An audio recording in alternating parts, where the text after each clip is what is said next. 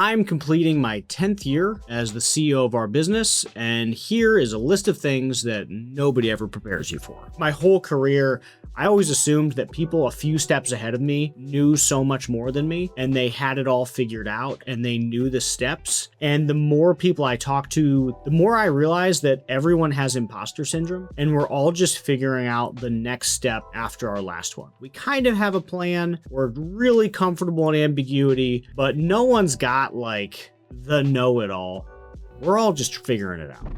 So number one, the things that people don't tell you is you don't really feel like a CEO at first. I started feeling like a real, air quotes, CEO when we were crossing the 20 million mark. And I started feeling that way because some of the decisions that I was making felt like the decisions that would need to move the business forward. But I didn't just like wake up feeling like this magical CEO one day.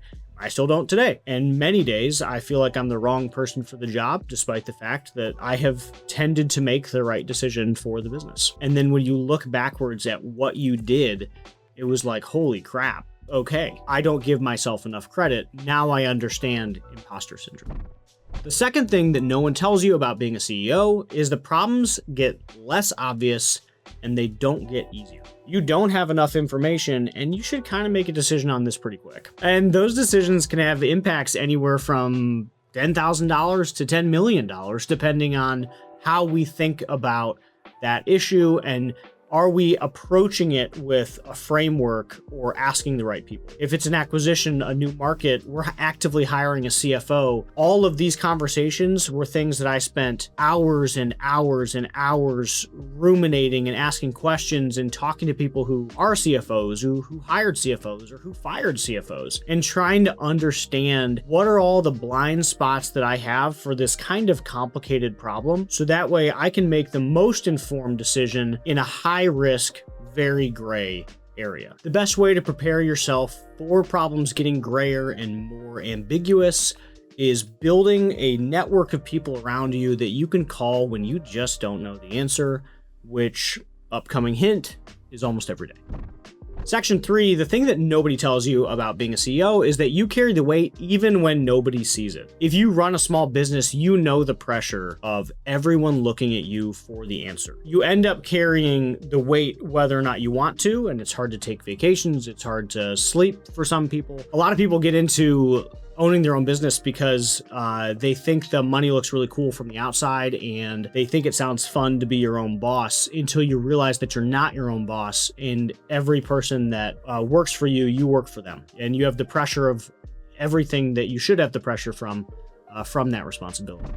The fourth thing that nobody tells you about is you have to disappoint people. Leadership means that you have to pick the right choice, not necessarily the easy choice or the choice that makes the most people happy. Over my 10 years, we've gone through several rounds of layoffs. We've gone through branch shutdowns. We've gone through some really hard shit that was not popular and was not wanted or liked. And it was my job, it was my responsibility to deliver that news and come up with a strategy to mitigate the damage when it was causing damage. You're going to disappoint people on this path, and your job is to do it respectfully and attempt to mitigate the damage as much as you are capable of doing. The fifth thing that no one ever tells you about is that the loneliness is real, but it's not always dramatic. It is challenging to go through the pressure and the decisions that you have to make that are unpopular or popular or whatever, and not feel alone. The way to mitigate that, which will not totally solve it, is a group of peers that you can talk to that are there with you. A lot of people have business partners for that reason, so they don't feel like they're going it alone. But it is a very real problem, and it is a very real amount of pressure. So most business owners that I know, despite having friends and relationships and everything else in the world, always describe themselves as lonely. The sixth thing that nobody tells you about is that you become the bottleneck before you realize it. It's clear from the outside that the person holding the business back is the owner. It's so easy to become your own bottleneck, and it's so easy for every decision to come to you. It's so easy for that to happen because trusting people is really hard, and trusting people to make decisions the way that you would make them is really hard. And it takes grit and vigor and real risk-taking personality to go find someone that can make good decisions in your stead and hire them to come in and make good decisions for your stead. This is one of the most complicated parts of your business, is hiring people that you trust to make quality decisions while you are not there. It's complicated, it's hard, and you can become the bottleneck before you realize it.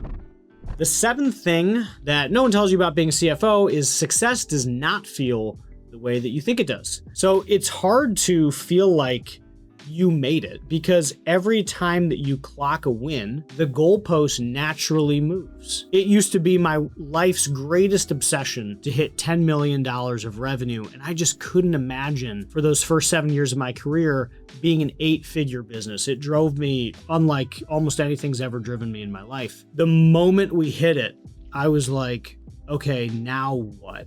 Now I guess 20, 30, or 100, like now what? And the goalpost moves because it's just the next step despite it being a success. Section 8, you have to stay human while becoming better at the job. When you scale beyond 150 people, it gets more and more complicated to keep the human as a part of the organization. It's hard to connect in those fleeting moments that you have someone, and it gets harder for people to not feel like a number because of the lack of connection inside the organization. This is an area that I'm not especially strong at, and it's an area that I've been working on for some time. I don't think that I'm an expert at it. I think that I have a lot of people that I admire that do an incredible job at connecting their team and being like real leaders for the people inside the organization. And for me, this is an area of weakness that I'm continuing to work on.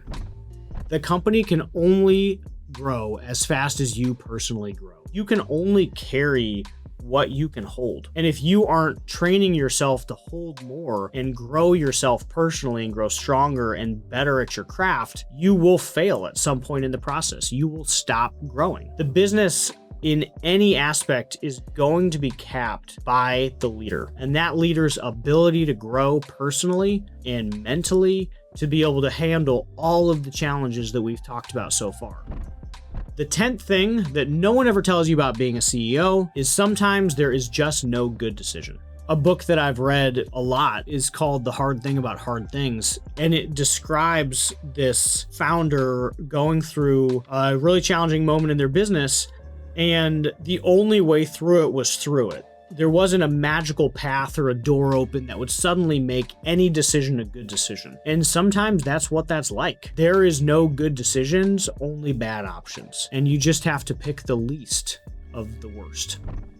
My final thought, closing this out, is that you can only lead as your authentic self. I tried to be someone that I wasn't because I read books that told me this is how you're supposed to lead your company. And that's just not who I am at my core. I do have to continue to improve. I do have to continue to get better, but I can only be who I am, and I can only bring my authentic self to me and my team every single day. And when I started leaning more and more into just like, this is who I am, this is how I'm going to lead, and I'm just going to be like a nerdy random dude, the business started compounding faster and the team started gelling better because I was just who I was. If you're on the path of being a CEO, I wish you luck. I hope you share your comments below for anything that you've gone through or that resonates from the video that we shared today.